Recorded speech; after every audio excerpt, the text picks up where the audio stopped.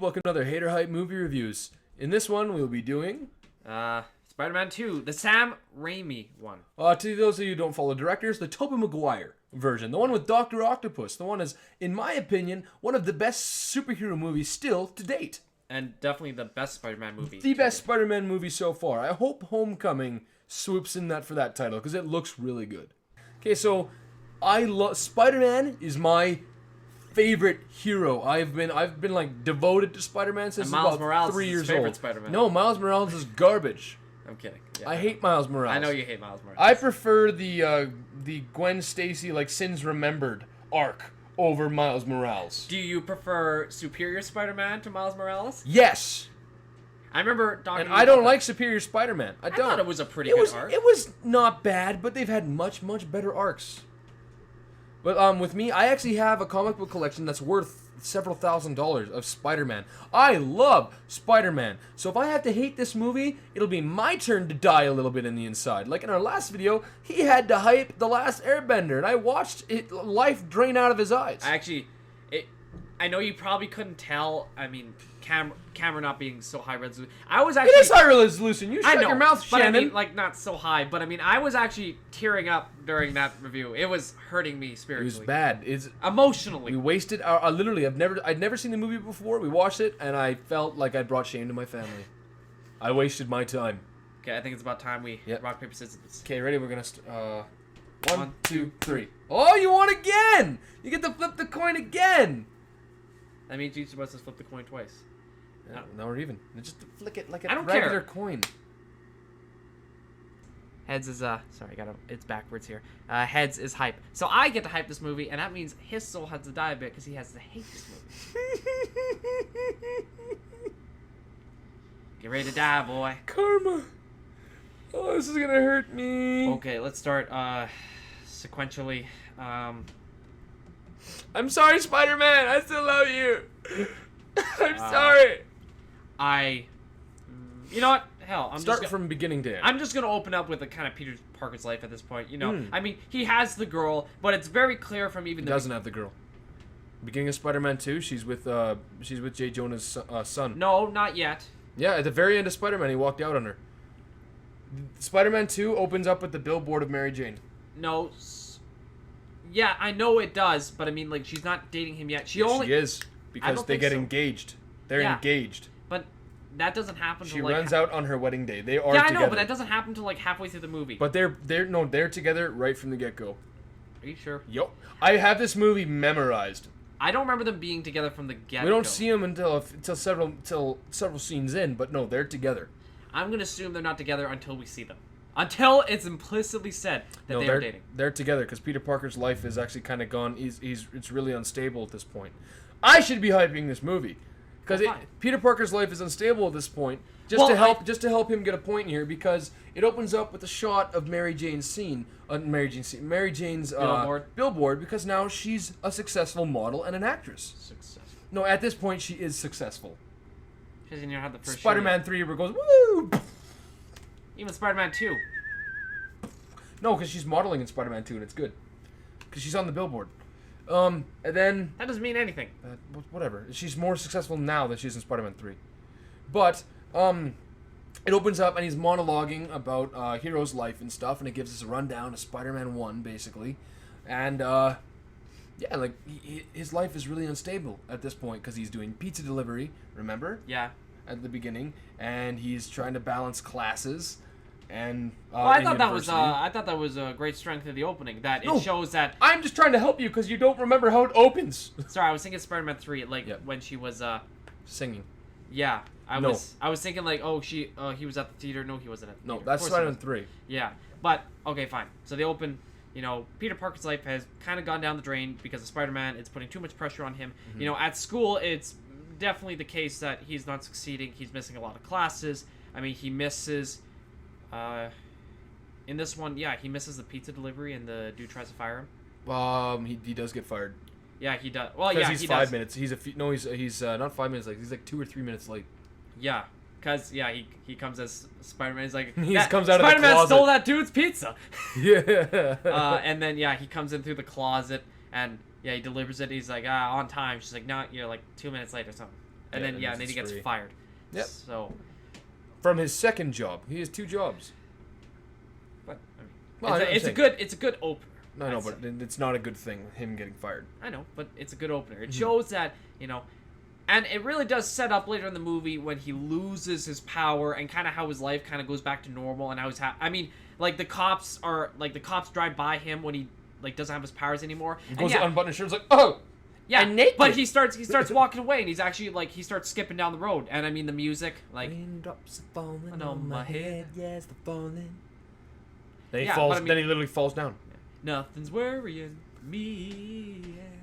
But I mean, he's This is a happy. musical. So it really does help to set up, his transition in the middle of the movie, and then finally, the acceptance that, I mean, this transition. response You make him sound like Bruce Jenner. still transition. But and then his acceptance of his responsibility, even though it will likely cost him his relationships. You went from the beginning of the movie to like the third, halfway. I'm to just the third way saying, through the like movie. the opening helped set up the Fair middle enough. and the end of the movie. Fair enough. Try and hate something. I don't know. I'll give you a want turn. to. I'm gonna die a little bit. Hate something. Every time I'm gonna be hating on this movie. Hate something. I will be dying inside. Hate something. Do it. Okay. Your word is hate. I know. Okay, fine. Let's hate it here. It starts out. I think it's a little too cliche, and it almost starts out with like a soap opera thing, showing like a billboard of the lost love. Oh no! And it's Kirsten Dunst. Hey, Kirsten Dunst was good in that entire series. Except the third one when she was like, she was jumping in between Osborn and Peter. Nah, it's no. I like Kirsten Dunst. I thought they she could was have done good. a much better Mary Jane. That's one thing I will say. Mary Jane could have been. Who much at the better. time could have been a better Mary Jane? Oh, they could have found somebody. Shailene Woodley was going to be Mary Jane in The Amazing Spider-Man 3. Too cliche of an opening? Okay, That's so it? What I'm getting, well, it's just I don't know. It's too soap opera. It's not. It doesn't have enough humor to it. Spider-Man is funny. Like he adds humor to things because he's supposed to be one of the most relatable superheroes because he's some kid from Queens who he doesn't have money. He's not like Tony Stark or Bruce Wayne. Like he doesn't have money. Wrong franchise, man. I know, but you're allowed to go both ways. In the very first Spider-Man movie, Aunt May says, "You're not Superman." Actually. Yeah, she does say that, yeah. Yeah, and I don't know, with how strong of a movie Spider-Man was and like how it started and how the movie opened up, I feel like Spider-Man 2 could have I don't know, not as eased us in as much. It could have started us off with a Spider-Man scene cuz I read the book of Spider-Man 2 and they're chasing the Jackal at the beginning. Yeah. Yeah, and I think they should have opened with that. Because that would have been a much stronger opening because then he looks at his watch, he's like, "Oh crap, I'm late for class." And so they should have shown that instead of like, "Oh, Mary Jane, I missed you. I love you. I left you at the graveyard. I miss you." It wasn't as strong as an opening as the book was. The book showed him like how he's really having issues juggling dual lives. Well, this And movie still pretty fast. not at the beginning though. It does. I know, but it gives us the. We have a pizza bad pizza delivery. He That's misses almost class. 10 minutes movie. That's almost 10 minutes in though. I'm talking at the very beginning. But just with the monologue, it's a little too cliche. It's not Spider-Man. You know how enough. much the Jackal would have raised the budget. Oh yeah. Well, they called him Jack All, but Yeah. But in the book, but yeah. That's okay. You know what I'm saying? I just don't think it was enough Spider-Man-esque enough. Because it was a little bit too much like almost soap opera-esque. well, I then, just used esque twice in two Yeah. sentences. That's not good. let's jump into how about this? Peter meets Dr. Octo Octavius. Octo? Did you just call him Octo Octavius? Well, what the hell is his name? Otto Octavius. Right, yeah, Otto. sorry. OTTO. Octo. Yeah, Otto Octavius. Although, Dude! honestly, Spider-Man should really see that all these people are evil just based on their names. Well, actually, that's a Stan Lee thing. Peter Parker, Yeah, I know. Otto Octavius, Green Goblin. Green Goblin, yep. Well, I mean, this is DC, Yeah. but Gorilla Grodd. Yeah, no, I know, but that's not an actual name. That's not their name. I know. It's just Grodd. But I'm saying with They call him Gorilla Grodd. They call him that in the no, but his classics. name is actually Grodd. The Yeah. other gorillas just call him Grodd. This is not the same universe. Oh, we can't go both ways. Like No! you said? Okay, well, I mean, we meet I Dr. know. Otto Octavius. Octavius. I mean, he's a great character. Oh. He's got a solid opening. We have a nice conversation between Peter, him, and his wife. I Otto. don't wanna hate Otto is Otto is friendly to Peter, invites And him in he's his home to extremely have dinner. intelligent, and he yeah, sees but the- he still I can't chides hype Peter for missing classes. So he still understands the nature of responsibility. Yeah. You know, Peter is this gifted student, but he needs to kind of pick Okay. his pick. He With needs to hate. pick his priorities. That's what he needs to do. I'm gonna hate this scene then. With this, I felt like the scene between Peter and Otto Octavius, because it became not even a student and a mentor, it became more of an idolized icon, and because Peter idolized Otto Octavius in his research. He even said that to him. He's like, "Man, like your research is incredible. Like I can't get enough of your stuff." But doesn't that just on. help set up the villain complex more? Hold That he on. falls so much from grace? Shut your whore mouth, Shannon. Fine. Hurry the hell up. Thank you. I'm sorry. I don't know how we're still friends. I love him. I love you too. Okay, but with what I was getting at here is I feel like this is rushed. It's just all of a sudden like he just goes to visit him and they're having dinner with his family and he's chiding him like a father because his uncle's dead. Oh, they gave another father figure that died. Oh no. Well, Otto Octavius doesn't know about the uncle's death. He would have from Dr. Kurt Connors. Yeah, well, he never says it. Oh, And I remember, know. you assume, you make it out of you And me. I know, Exactly. but in a movie you do have to assume.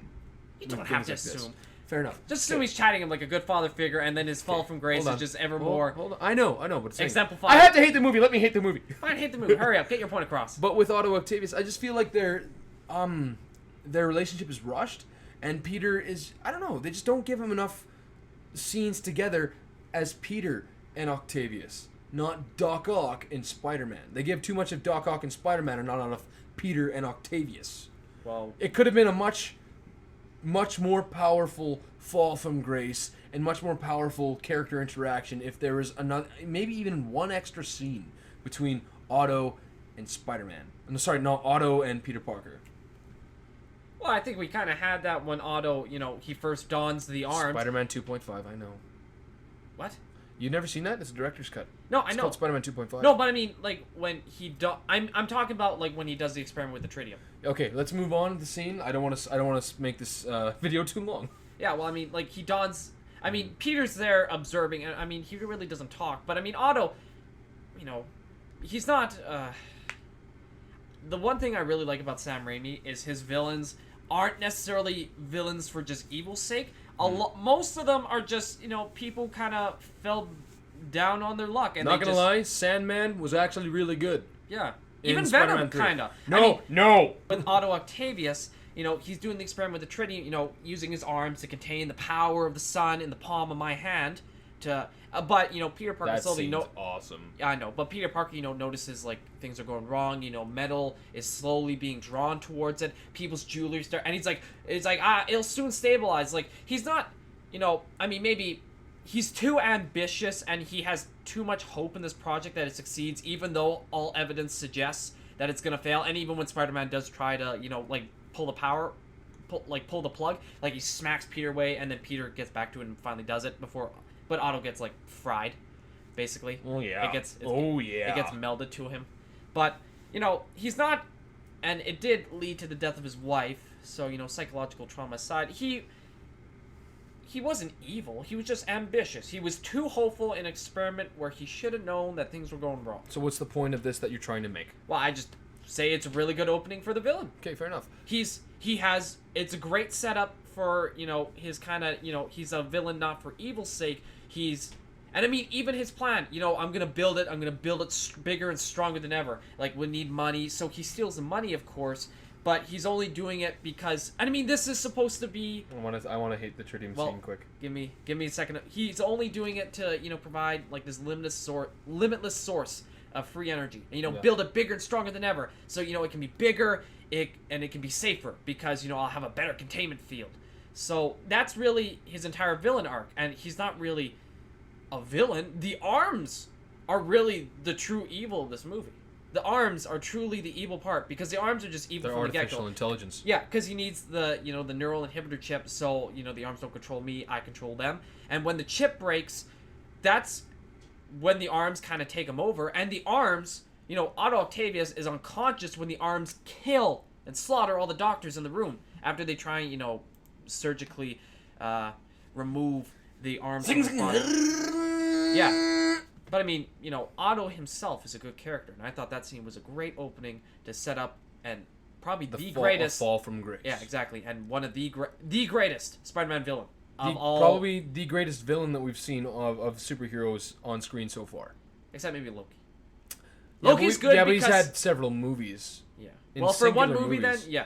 The best superhero villain so far. Okay, fine. Hate the tritium scene. I will. Okay, actually, I actually do have a quarrel with this scene. Me being probably the biggest Spider-Man fan Montana's ever met. Yeah, true. Mm-hmm. Except Stanley. Met Stanley. We did meet Stanley. High five. We have a picture. Yeah. I might post it. I'll post it right. Post it probably on the side somewhere.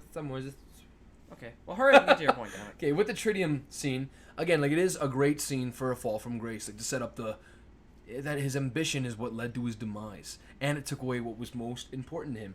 But that's where I get frustrated.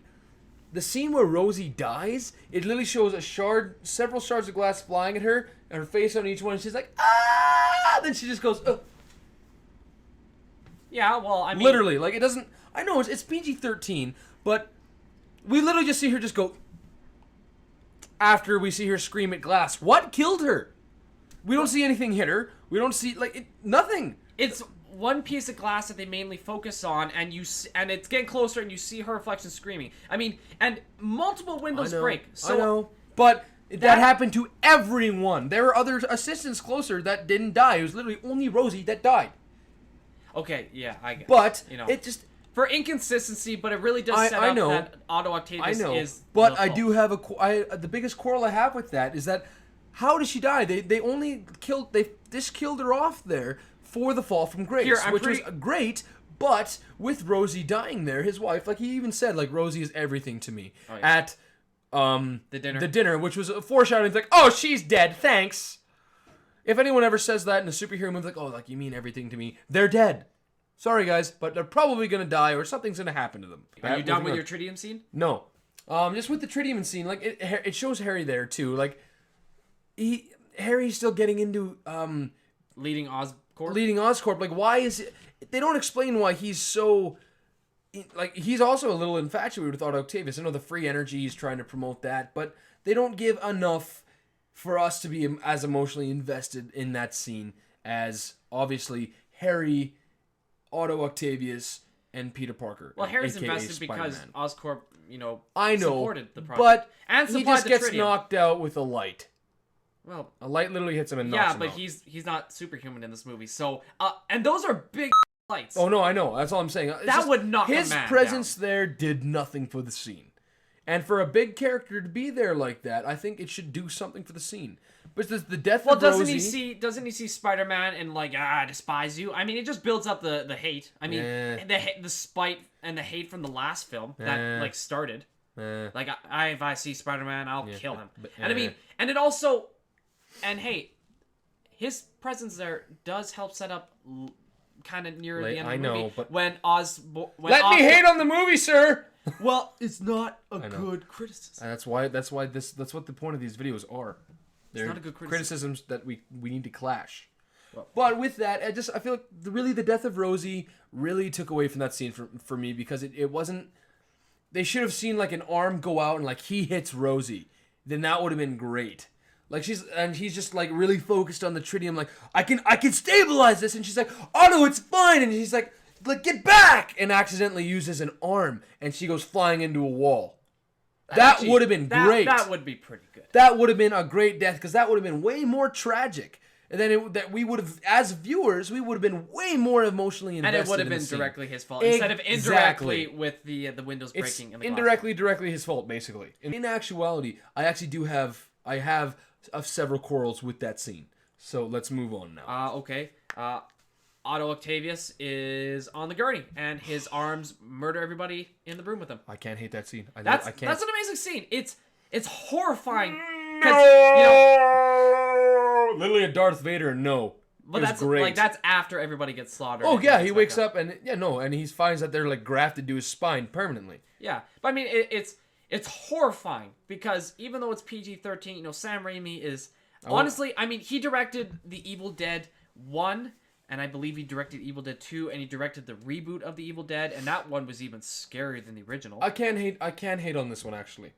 I can't hate on this scene. I came up with something just now. Okay, well, I mean, but it's like, it's inventive because it's horror, and Sam Raimi knows how to do horror, especially, agree. maybe low-budget horror, and, maybe not being... This was very high budget, because they made lots of money on the first Spider-Man. But, maybe not too, like, grisly horror as well. Like, Sam Raimi knows how to do that. And he makes these arms, these sentient beings, because Otto Octavius is unconscious the entire time, this massacre... It focuses on that. It makes sure to zoom in his face to show you that. Yeah, and like he's blindfolded, so I mean, and he can't you know. just see his body flaming but the around arms like this just, on the gurney. They murder everybody. Oh yeah, Everybody gets slaughtered, and then he wakes up and he's like, no, because it's called NARM when an emotional scene has like the opposite emotional effect. Yeah, but I mean that no isn't so much NARM because you realize like he just realized like, oh my god, she's dead. She dead. Yeah, and I mean he sees all the dead bodies around him, so he knows somebody killed him. Oh, he knows it was him. Okay, so is it my turn? Yeah, sure. Okay. Go. With this scene, I feel like they focused on the arms too much. It showed the arms flailing around. It should have shown, I feel like, grabbing them and then zoomed in on Otto Octavius. Because when it zoomed in on him and he was flailing around, you saw him flailing on the gurney a little bit. I think they should have focused on that a little bit more, just to prove to you, like, yeah, like he's not doing this. It's the arms. Well, I think it's less is more. You don't have to show it that's every what I mean. time. I mean, that's what I mean. I think it's less. If they had showed even less in that scene, then he would have woken up and it would have shown like a bloody arm holding the saw. Not like just like it pans, not a disconnected arm. Well, they show only one like. You see bodies strewn across the floor. I know, but I mean looking at Otto like knowing he's unconscious. This is when the reflection for me would have worked. You see the arm sprawled out, like just the arm. And then you see the reflection of the guy's stone cold face in the saw. I think that would have been better. And then it would have been, and we would have had more focus on showing you that he's, when he wakes up, he's losing his humanity. And losing it to the arms. That's my criticism of that scene. Okay, and now and then following that scene, Otto Octavius, he walks out into traffic, and, he's kind of disoriented, he's walking out, and his arms save him. So, the arms being kind of evil, they still have some self-preservation, protocols, so they're still, somewhat redeemable, and again, redeemable at the end, because even though, they try and convince Otto to, defeat Spider-Man. Matt Damon. They ultimately submit themselves to his will and openly and willingly, or maybe not willingly, but they do sacrifice themselves along with That's Otto. definitely not willingly, because he's got to fight for that. But he still doesn't. Oh, I know. And the arms being artificial intelligence, they have to submit. So at least they submit. Well, they don't have to, but they could. But they do. But they can't kill him because then they're stuck in then place. he he escapes through traffic, and then he escapes to the pier in that old broken down church, and he he's in there, and he has a conversation with them. Conversations with the arms are. That is a great scene because the arms.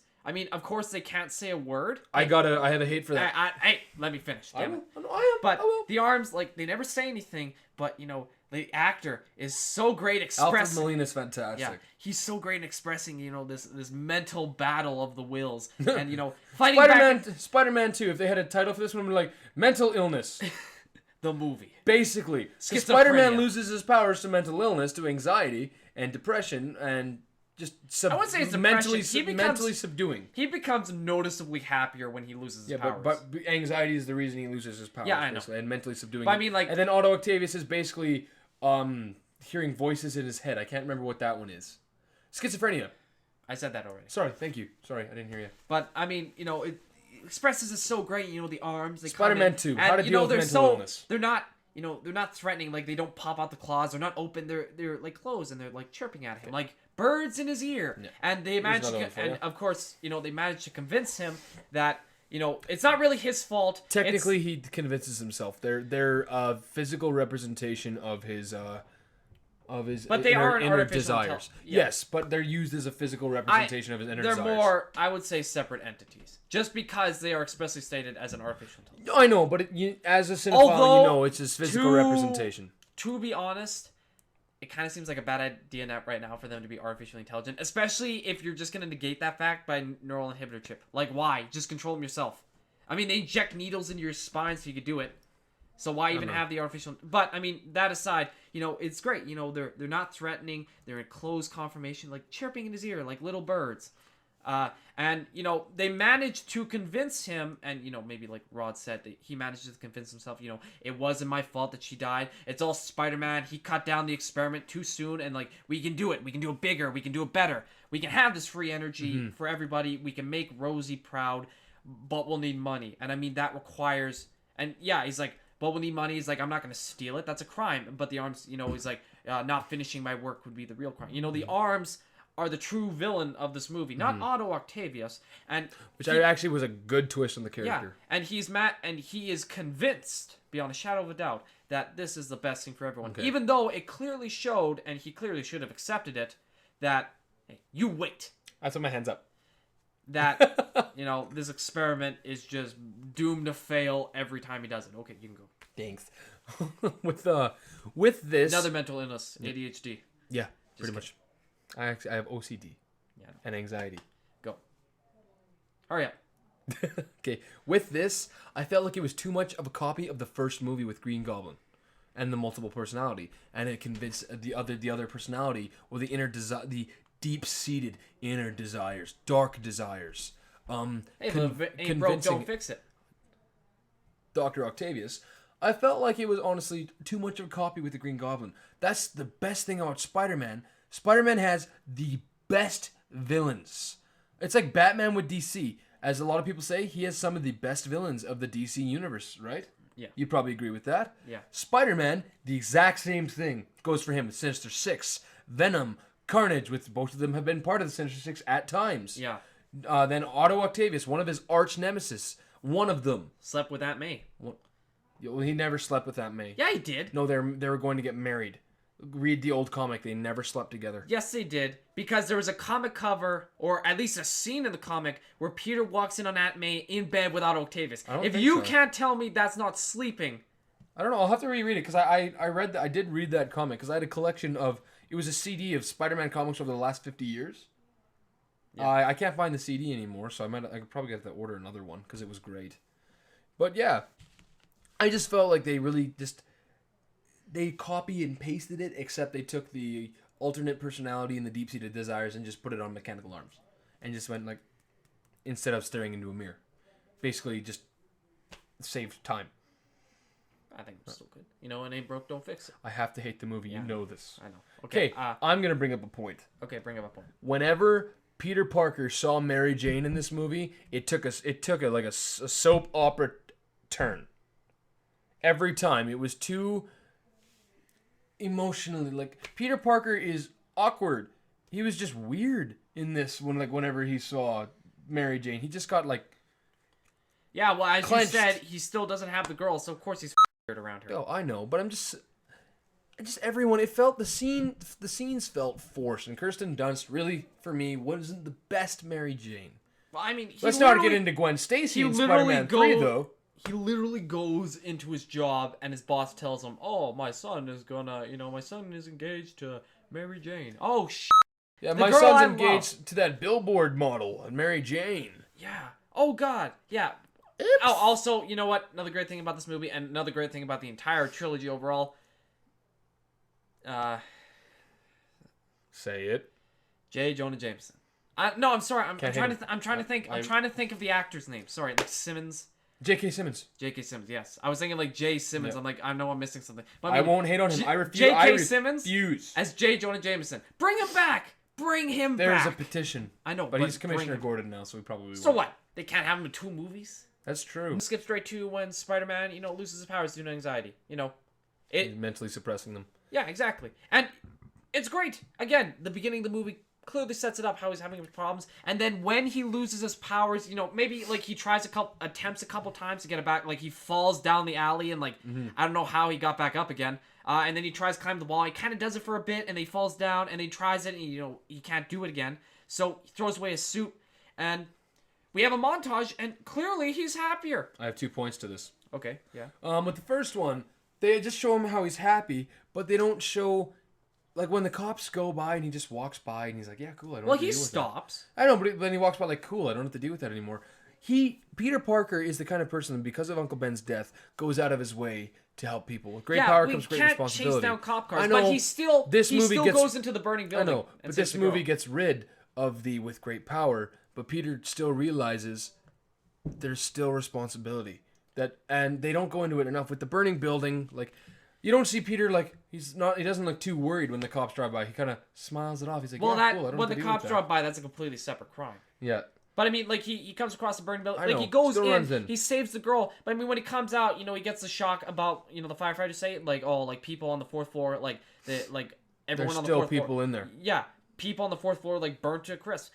Still, like, he realizes, I mean, I might be happier. Crap, I could have saved them. Exactly. So, I mean, Never great mind, power. that squashes my point. Let's move on. Great power still has great responsibility. And even though he has less power, he's no less responsible because he knows, he knows that he could have helped. Yeah. Because he has this power. Like, for all intents and purposes, he still has this power. He's just that quashes my point, so let's move on. I forgot about that. Thank you. Okay, so we have that. I thought the dynamic between Peter and Mary Jane was pretty good. He's trying to convince her. It felt too forced. Really, I like Kirsten Dunst's Mary Jane, except in the last one, because I felt like everyone is terrible in the last one. Yeah, especially emo Parker. Oh, let's not get into that. Yeah. No, but I don't know. Kirsten Dunst, like, she didn't do a terrible job, but she didn't do an amazing job. Okay, I like Kirsten Dunst. He won't agree with me on that. Let's go to. You know what? Let's the kissing scene, the upside down where she's kissing J. Jonah's, whatever his son's name is. She's not upside down. Yeah, no. She has him kiss her upside down, to see if she feels the same thing she did when she kissed Spider-Man.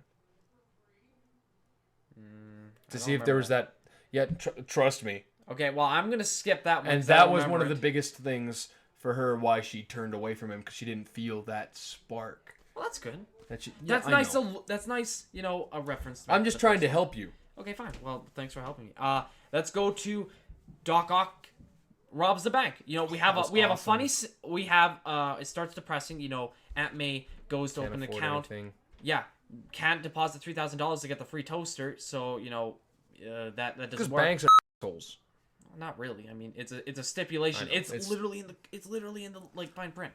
Yeah, the fine print is literally minuscule. And then Doc Ock magically fits his arms in a big trench coat. And of course, though, they're at the bank where he robs. Well, I mean, statistically, it's bound to happen. It's New York City. Yeah, so what? There are literally hundreds of banks. Yeah, well, random chance can happen. You never know. But of course, I know it's for story purposes, but come on, what are the odds? Like, seriously. I don't know. It depends how many banks there are. Because Peter they only went there because they had that one deal. So actually, this is before Peter lost his powers. No, this is after. Is it after?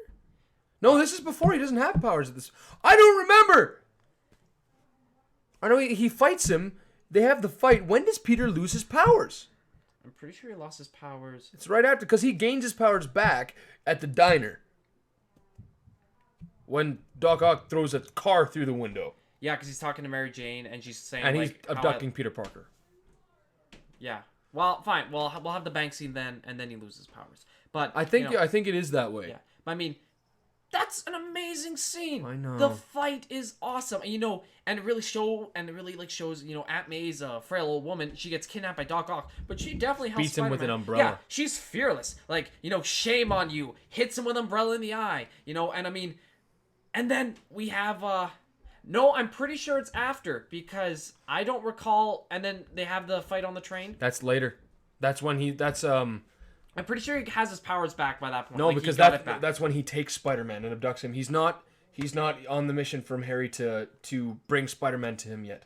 I know, but so that's where the train scene is later. Doc Ock gets away with the money first, because they had like 3 big fights throughout the movie. Yeah, but he only got away, and I mean, that was also like the train fight scene was amazing, and then Peter, like, Spider-Man, like, he loses his mask and he doesn't give a because these people need to be saved, and yeah, he stops the train, and the people tearing, showing you like it's taking all of his powers, and then the people, they bring him into the train instead of letting him fall, and yeah, it's a great scene of like everyone bonding with their hero. Like, we promise we won't tell. I won't hate that scene. And then Doc Ock comes in and he's like, move. They're paying homage to that scene in Homecoming, that it was so good. Yeah, and then Like that's how you know that In Homecoming. Sony, When's that happening in Homecoming? when he's holding the boat together. No, that is clear homage to Spider-Man 2. It's only homage if the villain comes in after, and then everyone like. I mean, of course, It's like gonna happen. I mean, of course, the people getting in the way like doesn't really stop a Doc Ock because he just puts his arms through and knocks them off. But I mean, it's still massively inspiring. You know, like you have to go through me, and he's like, okay, and then grabs him. And I won't hate that scene. I can't. I'm a massive Spider-Man fan. That scene is perfect. It's what Spider-Man is meant to inspire people, and it does. I can't! Yeah. And unlike Andrew Garfield, Spider-Man doesn't take his mask off probably every 5 minutes. That's true. So, okay. Spider-Man loses his powers after. No, Spider-Man had already lost his powers. He had already got them back at this point. Yeah, okay. And then, yeah, he gets kidnapped. But he has his mask on. I need to watch this movie like tonight. Well, yeah, because Doc Ock doesn't see that it's Peter until like after they have the fight at the they end. put the mask back on him. Yeah. The people in the train, because that's when they're like, because he only took "He's it off just a because kid." it was like his eye was burning. So he's just a kid. well, I mean, he gets kidnapped, and I mean, yeah, and when Doc Harry Ock finds out it's Peter Parker. yeah, but I mean, it's still, it's great setup because, Harry was there when the experiment first happened. Doc Ock meets him. He's like, I need more tritium. He's like, well, I'll give you more tritium because, I mean, Doc Ock can't really threaten the tritium out of him. So he's like, bring me, Spider-Man. I'll, Give you what little tritium I have left. exactly. So there's that. And then, brings back Spider-Man. Harry realizes, and he has a moment of grace where he's like, okay, I'll let you go just because Mary Jane's in trouble, but, like, this isn't, like, and that's great and he setup was for the having a third panic attack. That it was, oh my goodness, it's Peter Parker. Yeah, but he was still, like, he still hated him, and it was very He didn't clear. know what to do. He didn't know what to do. He fell back. He didn't know what to do. He Yeah, dropped he fell the knife back and went... And initially, but at the end, he's like... He's like, this doesn't you! That was Yeah. pretty much it. No, but when this Peter- doesn't change anything! Yeah, and that's great setup for the third But movie. he was still shaking. You could tell his resolve wasn't there. Still has in the third one. It was great setup. In the third one, yeah, he was good in the third one, but I felt, I don't know, it's his best friend. It should have clicked that, hey, my dad he obviously didn't mean to kill my dad. It's my best friend. Well, he doesn't know that. He doesn't, and I mean, I guess I think you would have put 2 and 2 together. No, like, I blame the butler for not telling him right off the freaking bat. He's like, these blade marks were from his own glider. He waited till Harry was literally like, yeah, no, you're going off after to your he'd been death. scarred. You're literally going off to your death. Yeah. I'll tell you now. Yeah, but I mean, that's still great setup for the third movie, and the arc between the friends. Yeah. But I don't know. It wasn't as powerful as it could have been because he just shakes and drops the knife. Well, it's such he a just massive rips revelation. off his mask. I mean, but Spider-Man's unconscious. Just wakes up and is like, oh, barbed wire, bah! like he was unconscious. Which of course, but again, like it is Spider-Man. I know, like he could easily tear the barbed wire easily. Spider-Man can lift fire truck. He can lift over 10 tons easily. Yeah, fire truck. Probably a tank too. Not a tank. One of my biggest concerns with the fight scene is that when he saves Mary Jane and he's not wearing the mask, or he's wearing most of a mask. Yeah. What's left of the mask, and she's like, Peter, and he's just sitting there like, this is really heavy. Like, that's Spider-Man's sense of humor, but Tobey Maguire doesn't pull that off very well.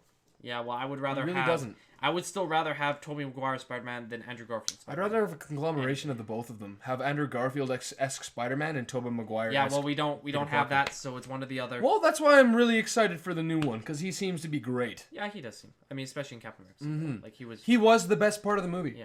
But I mean, and the end fight scene, it's great because, I mean, he saves Mary Jane. Mary Jane realizes, it was always Peter, and this is why, he can't really, It's, again, cliche.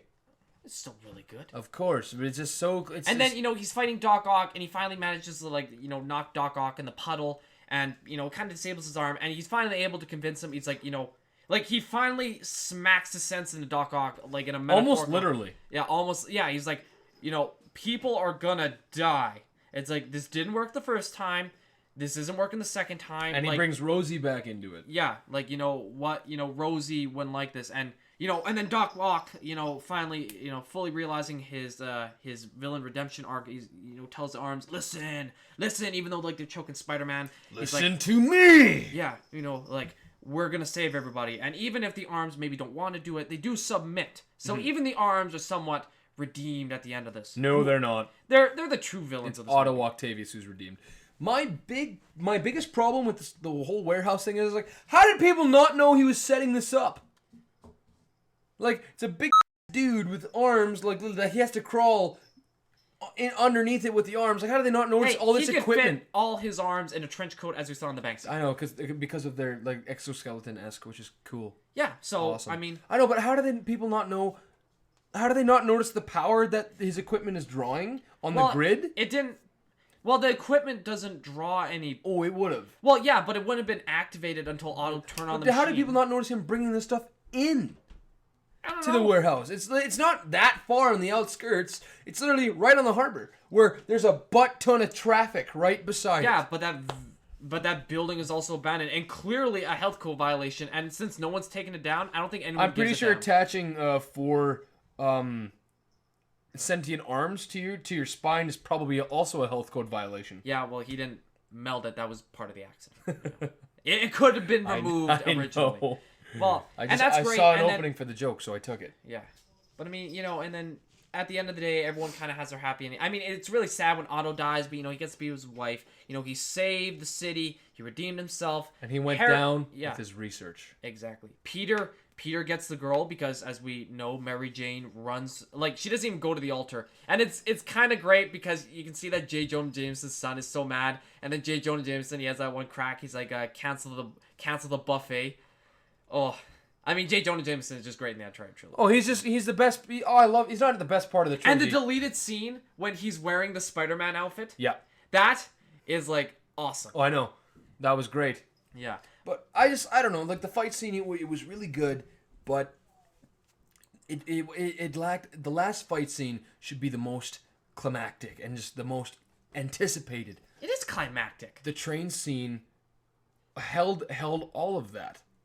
Yeah, I guess, yeah. The train scene was a better The fight. train scene was the better, and it's But this brought the villain ultimately won over Spider-Man on the train scene, but the train scene held more. I don't know. Like I was more on the edge of my seat. Yeah. More tension. Gravitas. But I mean, this fight maybe not so as exciting, but it It's definitely not had. But it exciting is the definitely point. It didn't. fulfilled the character Yes, arc it did. of Doctor. The very end was very emotionally inspiring and good, but the fight itself, unlike the train, wasn't.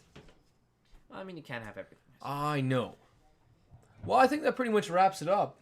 Yeah. That's it. For me, this is actually, I love this movie. It's my favorite Spider-Man movie. It does the character of Spider-Man amazing justice, and Doc Ock makes him great. It's one of the best Spider-Man villains portrayed by Alfred Molina in just the best way I could have asked for. Honestly, I would probably give Spider-Man 2 9 out of 10. I'd agree. Actually, 9.5. The hell with it. I give it a 10 out of 10. It's honestly, it's still in my opinion to this day holds up as probably the best superhero movie so far. Okay, well, Whatever. Yeah. comment below. Let us know who you think won.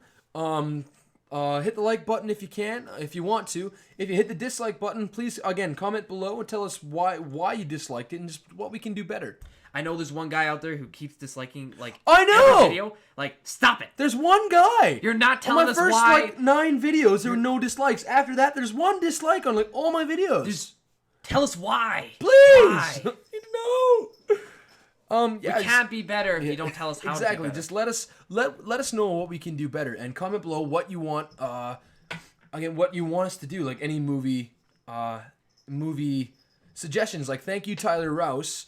I'll put up your comment. I'll have a screenshot. I'll put up your comment somewhere, probably around the bottom where the mic is. Preferably off screen. No, it'll be on screen. Off screen. Preferably off screen. It won't be covering our faces. We don't care, Tyler. Get him. Yeah, but thank you, Tyler Rouse, for commenting and suggesting Spider-Man 2 of the Sam Raimi trilogy. Again, thanks for tuning in, YouTube. I had a really good time reviewing this. I died a little inside. I died a lot inside trying to hate this movie. Well, that's been Hater Hype Movie Reviews for Spider-Man 2. Thanks for tuning in, guys. We'll see you later. Yeah, have a good night. It's 11:53 here, so I work tomorrow. Time to go home. Bye!